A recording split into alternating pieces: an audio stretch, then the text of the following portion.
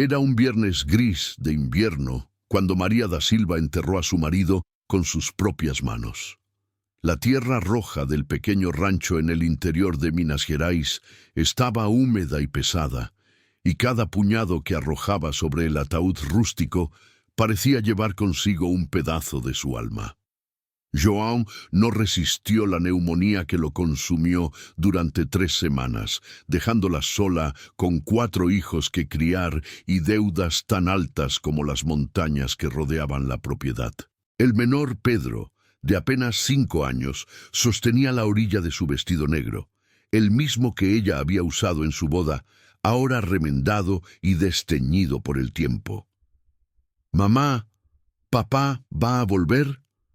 La pregunta inocente resonó en el silencio del pequeño cementerio familiar, cavado bajo la sombra de una vieja jaqueira. María contuvo las lágrimas que insistían en brotar, con los ojos fijos en la tumba poco profunda, mientras sus manos callosas apretaban los hombros de los hijos que formaban un semicírculo a su alrededor. En ese momento, algo se rompió dentro de ella, pero también algo nació. Una determinación feroz, silenciosa, que ardía más fuerte que cualquier desesperación. Haría que sus hijos tuvieran un futuro diferente, aunque para ello tuviera que vender su propia alma. Las semanas siguientes fueron una bruma de tristeza y preocupación. Las cuentas del almacén ya superaban el valor de la tierra misma, y lo poco que quedaba de la cosecha de maíz apenas alcanzaría para alimentar a los niños durante un mes.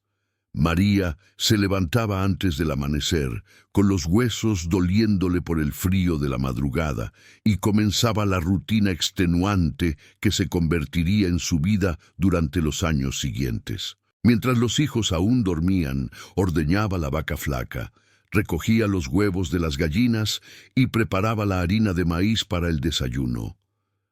Durante el día trabajaba en el campo hasta que las manos le sangraban, plantando, deshiervando y cosechando bajo un sol implacable. Por la noche, cuando los niños por fin se dormían, se sentaba a la luz de un candil para remendar ropa, hacer arreglos o a veces simplemente llorar en silencio, su duelo contenido estallando en sollozos ahogados contra una almohada gastada. Fue en una de esas noches, mientras observaba a Pedro dormir abrazado al muñeco de trapo que su padre le había hecho, cuando María tuvo la revelación que cambiaría todo. La educación sería la única herencia que dejaría a sus hijos. Mientras tuviera aire en los pulmones y fuerza en el cuerpo, sus hijos estudiarían, obtendrían diplomas, escaparían de aquella vida de miseria y sudor que había consumido a su esposo hasta la muerte prematura. La primera gran prueba de esa determinación llegó cuando Carlos, el hijo mayor, cumplió 12 años. El niño, al ver el sufrimiento de su madre, anunció que dejaría la escuela para trabajar como ayudante en el almacén del pueblo. «Puedo ganar dinero, mamá. Te ayudo con los gastos», dijo, intentando parecer más adulto de lo que era. María miró a su hijo. Sus ojos cansados brillaban con una furia que el muchacho nunca había visto. «Mientras yo viva, ningún hijo mío dejará de estudiar», respondió ella, con una voz temblorosa pero llena de convicción. «El conocimiento es lo único que nadie puede quitarte». A la mañana siguiente, caminó los 8 kilómetros hasta la ciudad, llevando consigo una cesta con huevos y queso para vender. Fue la primera de incontables caminatas que haría a lo largo de los años. Sus pies desarrollaron callos tan gruesos que parecían suelas de zapato, y su rostro, antes hermoso, se tornó marcado por las inclemencias del tiempo y el cansancio constante. Vendía lo que podía: verduras, frutas, dulces caseros, y a veces incluso su propia ropa más bonita heredada de su abuela. La humillación de ser llamada mendiga por las calles de la ciudad la perseguía como un fantasma, pero ella soportaba todo en silencio, recordando el juramento hecho sobre la tumba de su esposo. El momento decisivo llegó cuando Pedro, el menor, Ya con 15 años, trajo a casa una carta que haría que María enfrentara su mayor desafío. El muchacho había sido aceptado en el examen de ingreso de una prestigiosa escuela secundaria en la capital, un colegio que formaba las mentes más brillantes del estado. La noticia se esparció por la comunidad como fuego en campo seco. Un hijo de pobre no necesita estudiar tanto, decían algunos. Acabará como su padre, enterrado en el campo, murmuraban otros. Pero María no escuchaba. Su corazón se hinchó de un orgullo tan inmenso que casi la hizo olvidar el hambre que la acompañaba constantemente. Sin embargo, la realidad era cruel. La mensualidad de la escuela era más de lo que ella podía juntar en 6 meses de arduo trabajo. El alojamiento, los libros, el uniforme, todo representaba montañas imposibles para su ingreso insignificante. La noche en que Pedro, con lágrimas en los ojos, sugirió renunciar a la plaza, María hizo algo que jamás hubiera imaginado posible. Se puso su única ropa decente, ató su cabello canoso con un pañuelo y fue de puerta en puerta en el barrio rico de la ciudad vecina, pidiendo ayuda. «Mi hijo es inteligente, doctor. Solo necesita una oportunidad», repetía con una voz mezcla de vergüenza y determinación. Algunas puertas se cerraban en su rostro, otras personas la miraban con desprecio, pero unas pocas almas generosas ofrecían algunas monedas, ropa usada o, lo más valioso de todo, palabras de aliento. El sacrificio alcanzó su punto máximo un sábado lluvioso, cuando María, desesperada por reunir el dinero del pasaje de Pedro a la capital, decidió vender el único objeto de valor que aún poseía, el anillo de oro que Juan le había dado en el compromiso. La joya, simple y desgastada, representaba no solo su amor perdido, sino todos los recuerdos felices de una vida que parecía pertenecer a otra persona. El orfebre del pueblo le ofreció una suma irrisoria, sabiendo de su desesperación, y ella, con el corazón oprimido, aceptó. Al salir de la tienda, con los billetes arrugados en la mano temblorosa, vio a Pedro al otro lado de la calle, su rostro pálido de asombro al entender lo que había sucedido. «Mamá, no», susurró, con los ojos llenos de lágrimas, «el anillo de usted».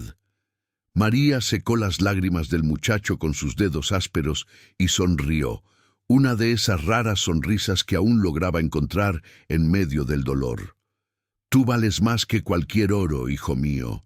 Tu futuro es mi mayor riqueza». Esa noche, mientras ayudaba a Pedro a preparar la maleta con la poca ropa que tenía, ocultó el hecho de que no había dinero suficiente para comprar comida esa semana. Ella misma pasaría 3 días alimentándose solo de agua con azúcar y harina, hasta que lograra vender algunas verduras más en el mercado. Entonces, la despedida en la estación de autobuses fue un momento desgarrador. Pedro, con sus pocas pertenencias atadas en un envoltorio de tela, abrazó a su madre como si nunca más fuera a verla. «Me graduaré con las mejores notas, mamá. Conseguiré un buen trabajo y usted nunca más tendrá que trabajar», prometió con la voz quebrada por la emoción. María acarició el rostro de su hijo, memorizando cada rasgo, cada detalle de aquel joven que partía para conquistar el mundo. «Solo tráeme orgullo, hijo mío. Eso es todo lo que te pido». El autobús partió envuelto en una nube de humo diésel y ella quedó de pie en el polvo del camino hasta que el vehículo desapareció en el horizonte. El regreso a casa, sola, fue la caminata más larga de su vida. Cada paso resonaba en su soledad, y cada sombra alargada por el sol de la tarde parecía susurrarle que finalmente estaba sola en su lucha. Pero en su corazón seguía ardiendo una llama obstinada, la llama de la esperanza, alimentada por el sacrificio y el amor incondicional. Pasaron los años, las estaciones venían y se iban, cada una trayendo sus propios desafíos y pequeñas victorias. María continuó su vida de arduo trabajo, envejeciendo antes de tiempo, con la espalda encorvada por el peso de las bolsas que cargaba y las manos deformadas por el trabajo constante. A veces recibía cartas de Pedro, llenas de noticias sobre sus estudios, sus logros académicos, sus dificultades y triunfos en la gran ciudad. Cada carta era un tesoro, leída y releída hasta que el papel casi se deshacía. Las guardaba en una caja de zapatos bajo la cama, junto a las fotos de su marido y los dibujos infantiles de los otros hijos.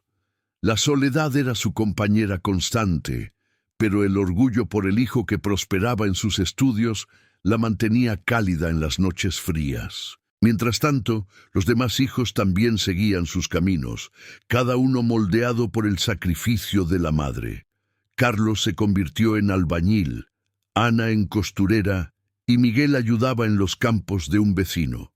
Todos trabajaban duro, pero solo Pedro cargaba con el peso y el privilegio de representar la gran apuesta de María por un futuro diferente. El clímax de esa jornada de sacrificios llegó una mañana de primavera, 10 años después de la muerte de João. María, ahora con 50 años, pero pareciendo tener 70, se preparaba para otro día de trabajo cuando escuchó el ruido de un coche acercándose. Los coches eran raros en su camino de tierra y salió a ver qué ocurría. Un sedán negro, limpio y reluciente, se detuvo frente a su casa sencilla. La puerta se abrió y de ella bajó un hombre alto, bien vestido, con una presencia que apenas pudo reconocer. «Mamá», dijo Pedro, con la voz temblorosa por la emoción. Estaba diferente, no solo por la ropa elegante o el cabello cuidadosamente cortado, sino por la confianza que irradiaba en su mirada. Detrás de él, una mujer joven y sonriente sostenía a un niño en brazos. «Venimos a buscarla, mamá», explicó Pedro, tomando con firmeza las manos callosas de María. «Conseguí el trabajo de mis sueños. Compré una casa.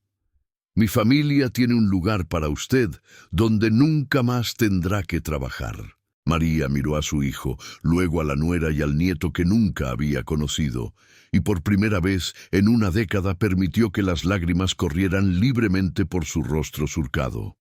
No eran lágrimas de tristeza ni de dolor, sino de una felicidad tan profunda que dolía. Hoy María vive en una casa cómoda en la capital, rodeada por el amor del hijo, por quien tanto se sacrificó para educar.